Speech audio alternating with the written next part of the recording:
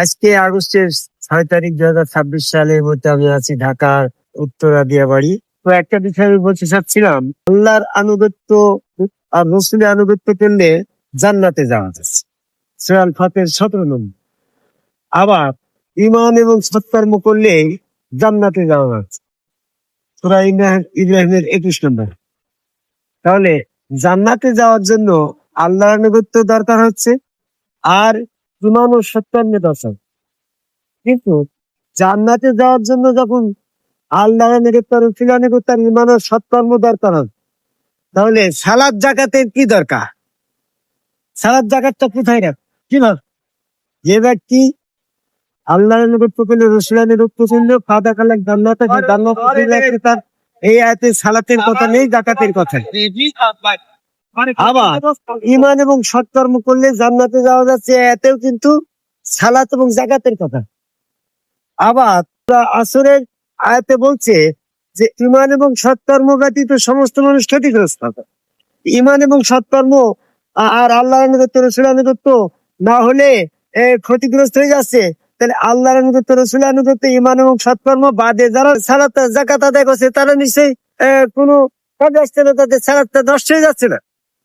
এই জন্য আমি কোরআন গবেষণা করে এটার একটা ফর্মালিটি, মানে এটা সিরিয়াল মেনটেন করে যদি আমরা এটা করি, তাহলে সেটা কেমন হয়।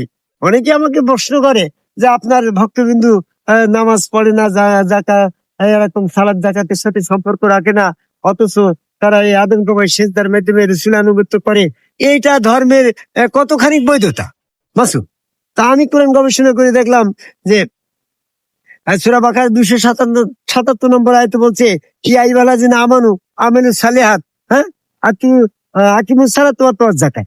সালাতকে ঈমান অর্জন করো, সালাত কায়েম করো, যাকাত। তাহলে এখানে ঈমান এবং সৎকর্ম বা সালে কর্মের ভিতরে তার পরে সালাত যাকাত। এখানে সালাত যাকাতের সাবজেক্টটার পরে আবার আসছে সূরা আহজাবের 33 নম্বর, যে সালাত কায়েম করো, যাকাত দাও, আল্লাহ রসুলের আনুগত্য। তাহলে সালাত কায়েম সালাত যাকাতের পরে যে আল্লাহর আনুগত্য রসুলের আনুগত্য করা হয়, আল্লাহর আনুগত্য রসুলের আনুগত্যর মধ্যে নিশ্চয় সালাত যাকাত নিয়েছে। সালাত যাকাতের পরে যে আল্লাহর আনুগত্য রসুলের আনুগত্য। এখন আমি আরেকটা গবেষণায় আনলাম যে সালাত যাকাতের পরেও কিন্তু রসুলের আনুগত্য দরকার আছে। সূরা নূরের 56 নম্বর। তাহলে এখন আমি সূরা আহজাবের 33 নম্বর আয়াত, সূরা আল ফাতিহার 17 নম্বর আয়াত, এখানে আল্লাহর আনুগত্য পরে রসুলের আনুগত্য। সূরা আহজাবের 33 নম্বর আয়াতে সালাত যাকাত আল্লাহর আনুগত্য রসুলের আনুগত্য সিরিয়ালে যাই পরে দিল কেন?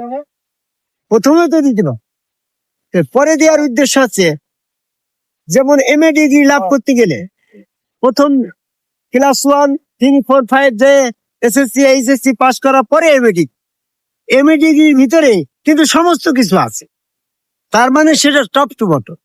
তো যে ব্যক্তি রসুলের আনুগত্য করে, রসুলের আনুগত্য করার ভিতরেই তার সমস্ত কিছু রয়েছে।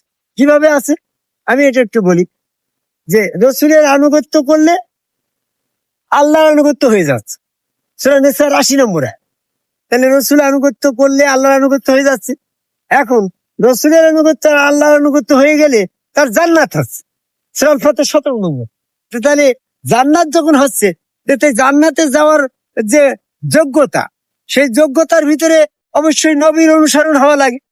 তো এই ক্ষেত্রে সূরা নিসার 69 নম্বর আয়াত দেখলাম যে আল্লাহর আনুগত্য করলে রসুলের আনুগত্য সে নবীর সঙ্গে হবে। তাহলে আল্লাহর আনুগত্য রসুলের আনুগত্যের ভিতরে তোমার নবীর সঙ্গে হচ্ছে, জান্নাত পাচ্ছে, এবং ঈমান এবং সৎকর্মের মধ্যে যে জান্নাত হচ্ছে, সূরা ইব্রাহিমের 17 নম্বর 21 নম্বর আয়াত। তাহলে নিশ্চয় জান্নাতে যে যোগ্যতায় জান্নাতে যাওয়া যাচ্ছে, সেই যোগ্যতার ভিতরে ঈমান এবং সৎকর্ম আছে। এই জন্য সূরা আহজাবের 33 নম্বর আয়াতে বলা হয়েছে সালাত যাকাতের পরে আল্লাহর আনুগত্য রসুলের আনুগত্য, অর্থাৎ সালাত যাকাতের মধ্য দিয়েই সে ঈমান এবং সৎকর্ম করছে, এবং এরপরে যে সে আল্লাহ রসুলের আনুগত্য তার হইতে। তাহলে আমরা আদমকাবাই সেজদাকারী একজন সম্মুখ গুরু রসুলের কাছে যখন আমি যে আদম সেজদা করছি, তখন আমার রসুলের আনুগত্য হয়ে যাচ্ছে। রসুল আনুগত্য করলে আল্লাহর আনুগত্য হয়ে যাচ্ছে। এখন আমি আরেকটা বিষয় বলি, কথা শেষ করতে চাই, সেটা হচ্ছে যে আল্লাহর আনুগত্য করলে রসুলের আনুগত্য হবে, এই মর্মে কোরআনে কোন আয়াত আছে?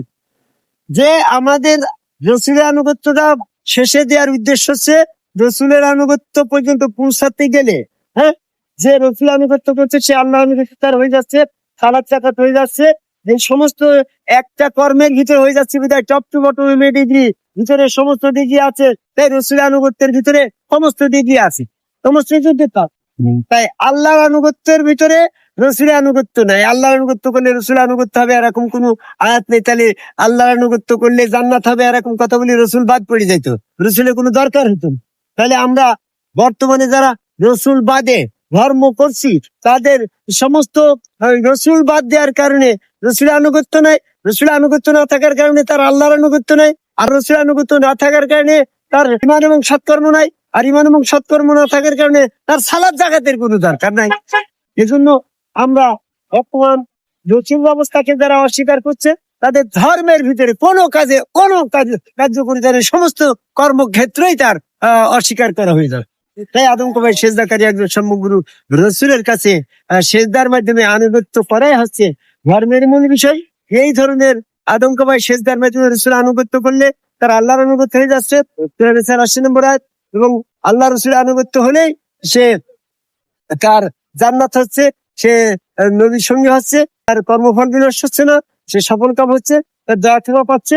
এই জন্য আমাদের বর্তমানে আদমকবাই সেজদাকারী সম্যক গুরু রসুলের আনুগত্যটাই আমাদের সকলের প্রার্থনা।